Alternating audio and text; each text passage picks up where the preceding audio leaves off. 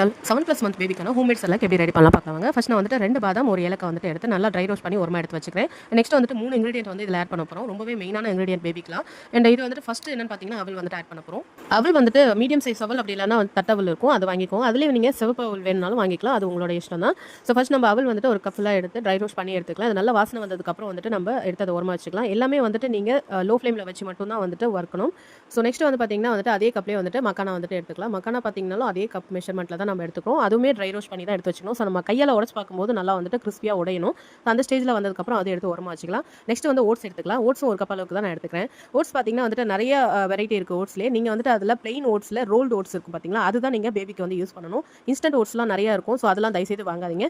நீங்கள் rolled oats இருக்குதா அப்படின்னு சொல்லிட்டு கவரில் செக் பண்ணி வாங்கிக்கோங்க. நான் இதில் வந்துட்டு உங்களுக்கு மார்க் பண்ணி காமிச்சிருக்க பாருங்க. அந்த மாதிரி இருக்கும். ஒன்று பேக்கெட் பின்னாடி இருக்கும், அப்படி இல்லைனா பேக்கெட் ஃப்ரண்ட்லேயே வந்து இருக்கும்.